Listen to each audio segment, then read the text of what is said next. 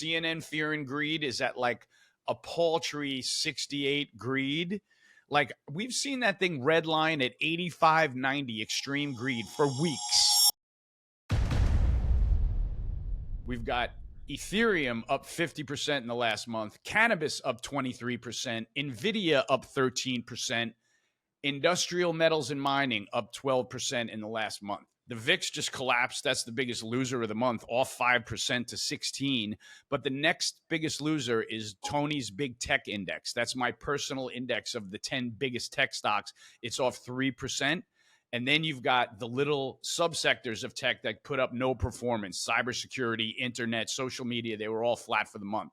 So what's wild to me is that Nvidia broke out to all-time highs, semiconductors at all-time highs, teed up like a beach ball, and the rest of the sectors can't get going. What do you guys think of that monthly performance? Is there any read-through for you at all? It sounds to me like leadership is narrowing, right? Like that kind of is a cause for concern. I've seen some other stuff. So the percentage of trading volume in stocks less than $5 is now 26% of exchange volume, which is up from 20% a couple years ago. And there was like, I don't remember the exact number, but somebody posted on Twitter that it was like 20 something percent of NASDAQ volume was 2 penny stocks the other day. So you're starting, like you said in the beginning, I forget the way you phrased it, but the sentiment is not redlining yet. Like it's elevated, but it's not redlining. I would make the argument we're getting pretty close to redlining, when I see stuff like that.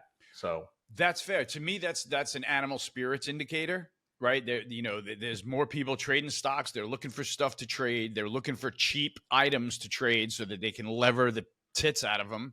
And that's an animal spirit thing that to me goes on. This is like you just spotted a bubble, buy it. Buy it first, because there's going to be crazier meme stories. I'm telling you, CNN Fear and Greed is at like a paltry 68 greed. Like we've seen that thing redline at 85.90 extreme greed for weeks. And while I understand that there's risk to this tape, to me there's a dramatic shuffle going on in the rotation.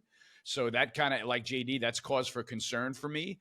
But I still see these sentiment readings as not fully redlined the way JD does. So I'd want to go back, and Jared, you were writing a couple weeks or months ago about a Costanza moment, which hasn't really hit your newsletter much as of recently. But, and we're talking about that greed index getting pretty high. It can ride this high for a lot longer.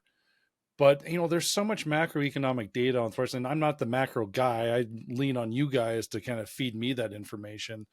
But I know what I am, and unfortunately, I'm a little bit of a pessimist when it comes to these markets, and I have been for a number of years. And I mean, every time TG puts me in my corner, it's like, God, he's been right the entire time. But I've just continued to be very pessimistic about the flows of funds, the retail flows into some of these trades, and how much longer can this actually last.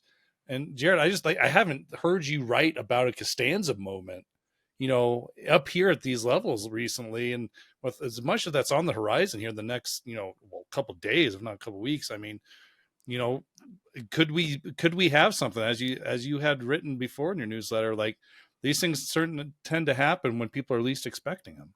Yeah, I haven't really seen a moment like that. What I forgot to mention was the reason the dollar is up today is because of GDP.